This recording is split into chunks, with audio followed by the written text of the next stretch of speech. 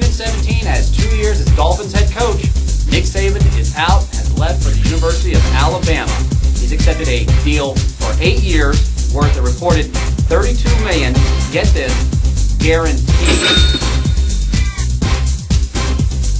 The deal makes Saban the highest paid coach in college football. There's 2 things wrong with this. Don Shula, the ex-coach of the Dolphins, the Hall of Fame coach of the Dolphins, that is, probably not too happy about this. His son, just fired by the University of Alabama, now he's leaving his beloved Dolphins to go to that same job. Also, the Heat are going to be without Coach Pat Riley for an indefinite amount of time. He has to have knee and hip surgery. Comes at an odd time for the Heat, considering they're only 13 and 18. They're not in the playoff race right now. They're without Shaquille O'Neal. Dwayne Wade is hurt. The Heat's first coach, Ron Rothstein, will be the new interim coach until Riley comes back, if he does. And the new coach didn't prevent the Heat from falling 5 games under 500 last night. They lost to the Clippers 110-95. 4 games in a row for the Heat now. Hurry back, Pat Riley. Also winning on the court last night, Houston, the Knicks, Washington, Phoenix, Cleveland, Memphis, and Utah. I'm Chris Mims for Sports Shop TV 2.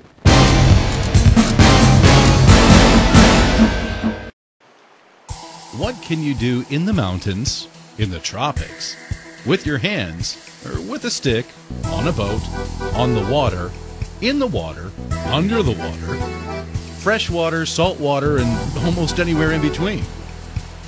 Well, of course, we're talking about fishing. And it seems like everyone has a different technique for fishing. Bank fishing, boat fishing, fly fishing, deep sea fishing. It seems like everybody has a different technique for fishing.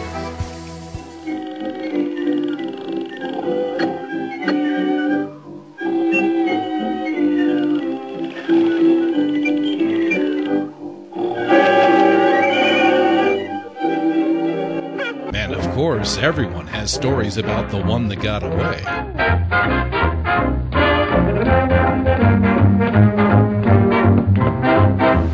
But we're not in a cartoon. So today on Sports Shop, we're going to the Eagle River and learn about fly fishing.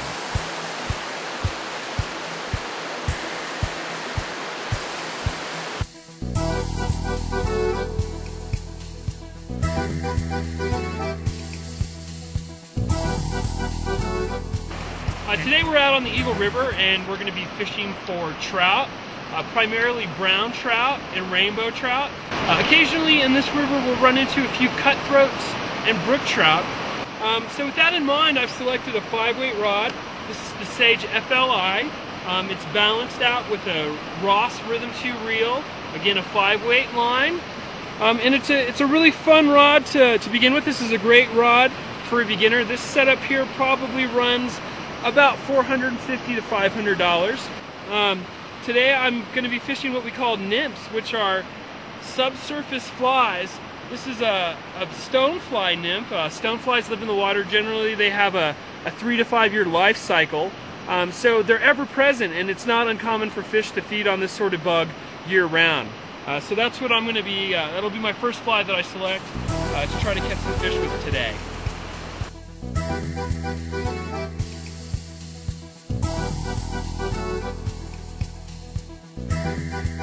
Before I step into the water, I'm going to do a basic little casting lesson with you, so you kind of have a general understanding of the rhythm and the movement that's involved with casting a fly.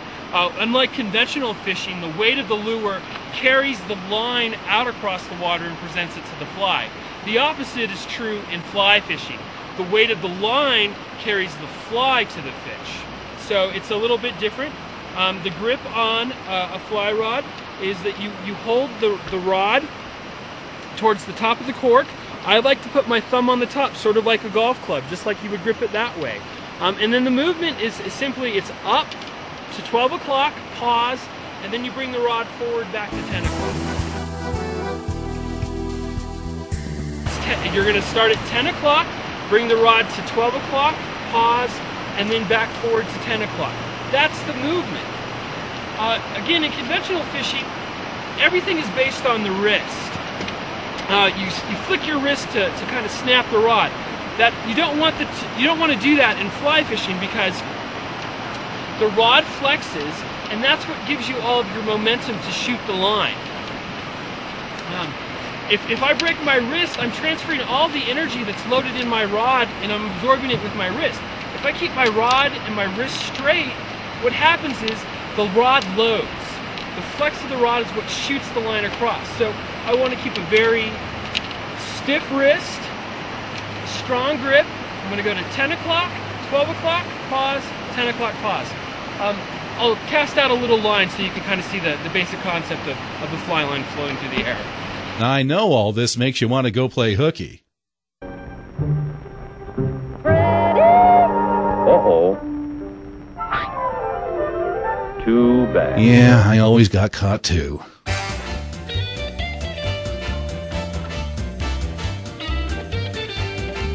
So with that in mind, I've selected a 5-weight rod. This is the Sage FLI. It's balanced out with a Ross Rhythm 2 reel. Again, a 5-weight line. And it's a really fun rod to begin with. This is a great rod for a beginner. This setup here probably runs about $450 to $500. Now we have this Sage FL rod, the Ross Rhythm 2 reel, and 5-weight line. Now this normally sells for about $500, but right now you can get it all for just $349.95. And we'll toss in the shipping too. Call us at Sports Shop right now, and don't let this be the one that got away.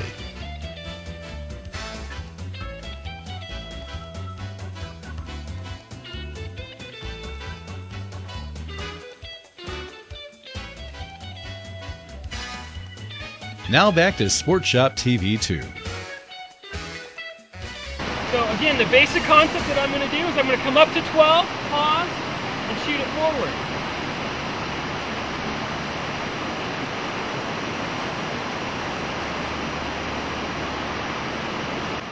I can watch my line extend out behind so I can control it.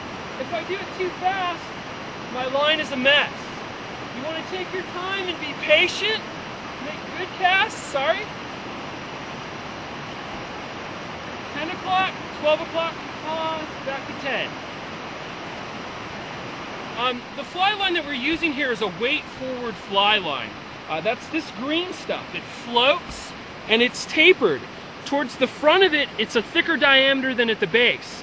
What that taper does is it allows the rod to load and shoot the line forward. So I can cast just a little bit of line, but say I've got a fish that's 30 yards away, what I'm going to do is I'm going to cast and pull out line, and then cast that line that I just pulled out forward. So it allows me to effectively make longer casts. And the longer the cast that I'm making, the more line that I want to put out, and the more strength and effort it takes to cast that line.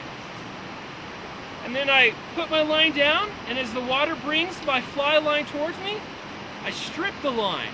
This is one of the most important things to do while fly fishing. And you'll notice I have my trigger finger engaged. What we do is we pull the line through that, and this acts as a brake. So when the fish snags onto my line, I can control it. Otherwise, it'll just spool out. So this is how we pull in our line. With a fly reel, it's a very small diameter, so I don't get a lot of retrieve like with the spinning rod. So it's a lot quicker for me to strip the line in than it is to reel the line up. So I'm making casts, and I'm casting downstream to the fish. And I'll make one more cast. I'll let the line come to me, and I strip it, and all of a sudden I have a fish. So what happens is the fish is pulling on my line, and the fish is pulling the line out, and the drag of my reel is engaged. But if I don't want that fish to run, I can put my finger on the line and hold it there. Now if the fish comes towards me, I can strip this line in, and that's how I keep the fish on. I want to keep the flex in my rod engaged because that's what keeps the fish on. We use barbless hooks in fly fishing, and if there isn't constant pressure on the fish's mouth and the hook, I lose the fish. So that's one of the more, that's the fun thing about fly fishing, is you really have to fight the fish. It's not just yanking the fish in, it's a little bit of fighting, it's a little bit of finesse, it's technique.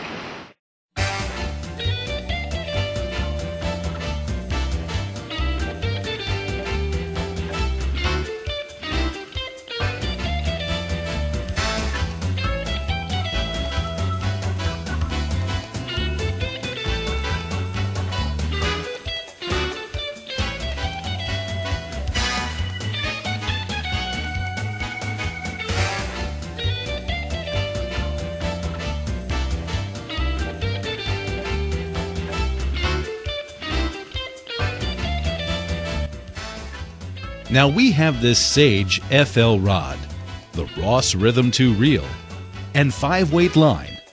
Now this normally sells for about $500, but right now you can get it all for just $349.95. And we'll toss in the shipping too. Call us at Sport Shop right now, and don't let this be the one that got away. I'll let the line come to me, and I strip it, and all of a sudden I have a fish. So what happens is the fish is pulling on my line, and the fish is pulling the line out, and the drag on my reel is engaged. But if I don't want that fish to run, I can put my finger on the line and hold it there. Now if the fish comes towards me, I can strip this line in, and that's how I keep the fish on. I want to keep the flex in my rod engaged.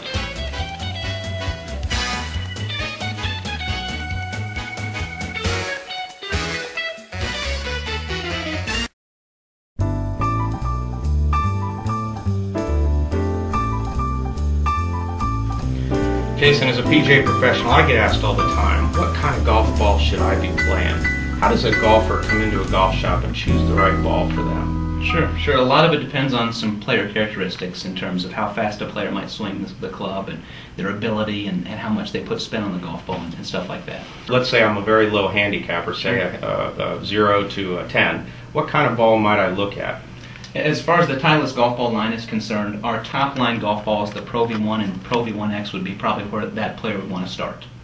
So if I'm a good player and I've got a fairly decent swing speed, what does the Pro V1X do for me? Different than the Pro V1, that's a good question that a lot of people don't understand. The Pro V1X is a lower spinning golf ball than the Pro V1, especially off the driver. And so for the most part it's going to be a little bit firmer, and it'll give that faster swing speed player a little bit more distance when compared to the Pro V1. So it can help me lower my score? It could, yes. Yeah, especially if driving is something that kind of a player needs to improve upon. The Pro V1X with a little bit more distance and maybe some more accuracy could help with. Absolutely. And so going to the next ball, the Pro V1, what's the difference between those two balls? And then on the other side, the Pro V1 is our softest, most responsive golf ball. So it's going to give you the most control and feel around the greens. Okay. And let's say that I'm a mid-handicap, I've got a medium swing speed. If I'm talking to the pro, what kind of ball might I ask him for? Sure. If it's not Pro V1, then it could be something in the NXT franchise, and that would be either the NXT Tour or the NXT. And what are the characteristics of that ball that the mid-range handicapper might look for? For that kind of a player, the NXT balls are also lower spinning than Pro V1. So you're going to see some more accuracy, and then a lot of times you can see some increased distance for that player. And if I've got a higher handicap player, somebody with a fairly low swing speed, or let's say a senior, what kind of ball might they look for? The fifth and final golf ball in our Titleist franchise would be the DT Solo. And that's a ball designed to be very lightweight and easy to get airborne for that player with a slower swing speed.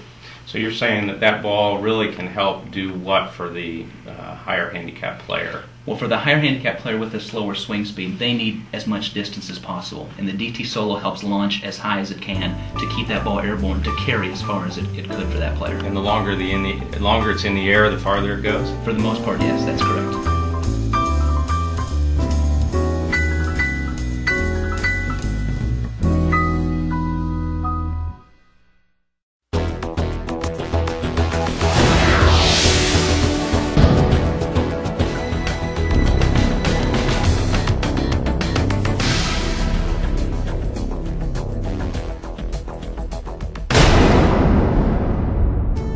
Whether you're a beginner or a seasoned pro, Titleist makes a golf ball that's suited ideally for your game. Today's technology is light years ahead of the wound technology of yesteryear.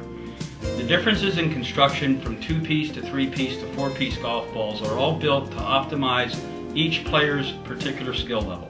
In the models such as the V1 and the V1X, our leading flagship balls in our product line, you have a golf ball in the V1 that is a 3-piece construction golf ball, designed for high-speed players, and better amateurs. In the V1X, you actually have a 4-piece constructed golf ball, an inner and outer core surrounded by a casing layer and then an elastomer layer on the outside that's designed for higher swing speed players.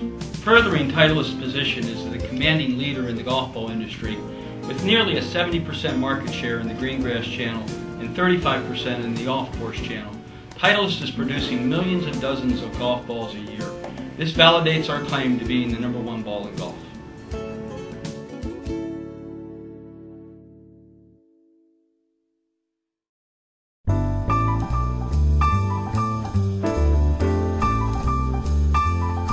Jason, as a PGA professional, you know, the short game is about 40% of anybody's score.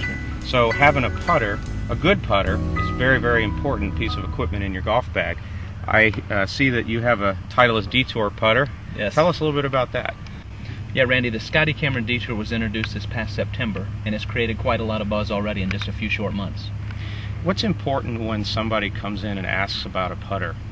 A putter, you really just want something that you're comfortable with in your hands, and obviously it helps you make some putts, for sure. Which will help me lower my score. Absolutely. Putting is awfully important in this game, as we all know. Yes. Well, good. Well, let's take a look at it. Yeah, absolutely. I'm sure you'll notice something right off the bat when I give it to you, and you set up to it. Well, I tell you, it's one of the most interesting things I've ever seen. I've never seen an arched body like that. Yes. What is that doing? The Detour has an arced body because it helps follow the proper putting stroke. And a lot of guys talk about straight back and straight through, which is impossible with the fact that a putter has lie angle. So the Detour putter has an arced body to it, allowing the visual appearance of taking the putter back on the proper path. And does that help the average player hit the ball more consistently on a certain line? It does. It does. It just kind of gets that person into a proper stroke and keeps it more of a truer roll. Yes. Again, that will help me lower my score? And make plenty of putts. Absolutely. Good. Well, let's try out a couple here. Yeah, absolutely. Boy, it feels really good. Yeah, it's got good weight balance to it.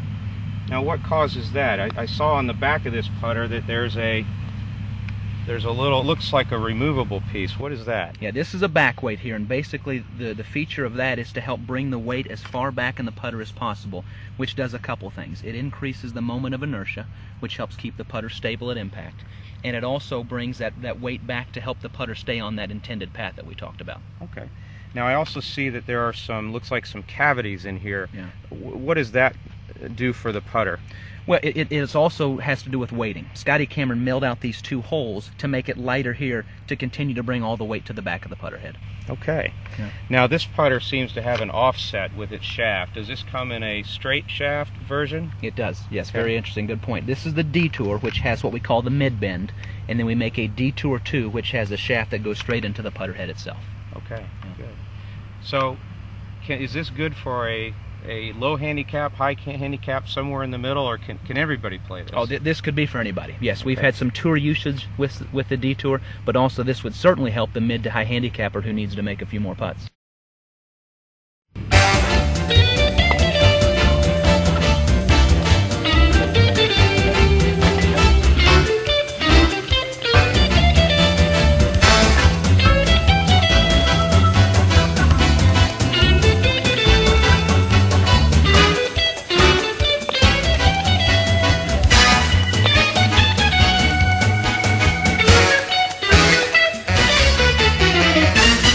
Boy, Jason, I'll tell you, when I was out there putting with this thing, it just felt so good. It felt good in my hands. It looked good to my eye.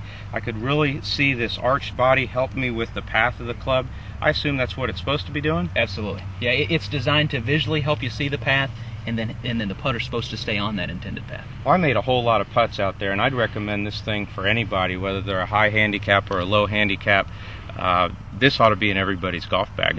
Yeah, we agree. Like we said, Detour and Detour 2, they both come 34 or 35 inches, and a 33 inch is also available. Well, I'm going to go buy one right now. Awesome.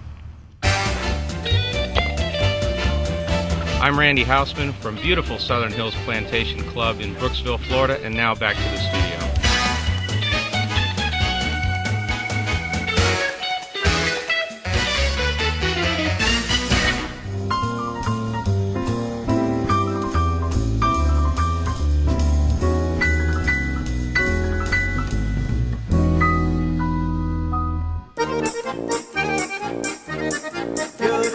The snow-covered mountains, the alpine mist,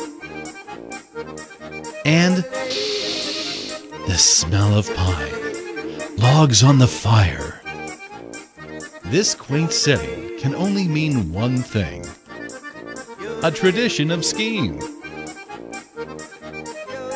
And when you think about places to ski, and some of the best skiing, you automatically think Beaver Creek, Colorado.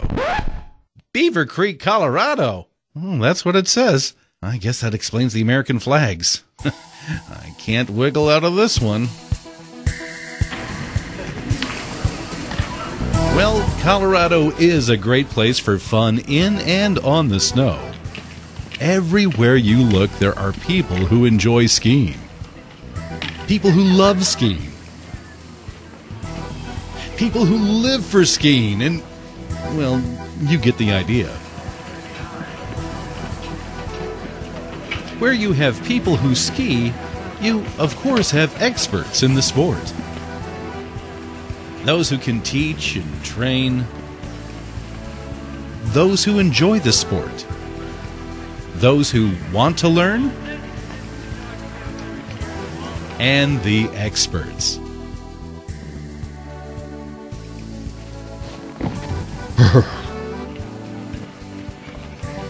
But no matter what, you'll also find those who know how to outfit all of the various snow sports needs. And Beaver Creek, Colorado has some very proficient experts at Base Mountain Sports. Where else? At the base of the big mountain. Hi, I'm Chris Coleman from Base Mountain Sports in Beaver Creek, Colorado. When we're talking about snowboards, what we're looking for snowboards to cover an ability range for anybody that wants to get on the hill, whether you're new to snowboarding or you're a seasoned veteran. There are some things that you want to look at for snowboarding. First, we want to figure out the correct length for you. The general rule of snowboarding is that shorter is better. If we can get it about your chin height or just a little bit lower, that's going to be great. This Burton Feather is a wonderful all-mountain ladies specific board. It is a little bit narrower board, so it's very easy to get on edge and transition from edge to edge. Especially for new snowboarders, that's a little bit difficult thing to do, is going from your toe edge to your heel edge. And so the board being a little bit narrower is going to make that very easy to happen. The snowboard also has some angled, some slanted sidewalls on it. And what that's going to do is when you do get it up on edge, it's going to carve a great turn for you. It's going to be very precise in its edge grip, and it's going to hold so that you're not sliding onto the turn, and you know where you put the snowboard is going to stay where you put it.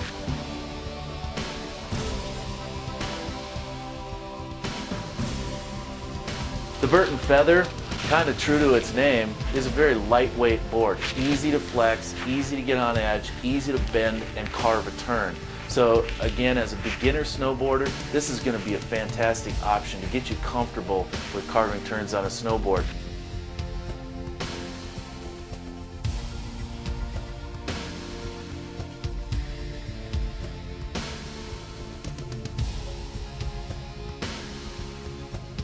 And as your ability progresses, it's really going to take you all the way up to an advanced level. You can use this all over the mountain. If you want to play around in the park and the pipe, you can definitely do that. In powder, there's probably not many tools on the mountain that are as good as a snowboard and the powder as far as maximum flotation goes. You're going to get up right on top of the snow, and it's just a wonderful feeling riding powder on a snowboard.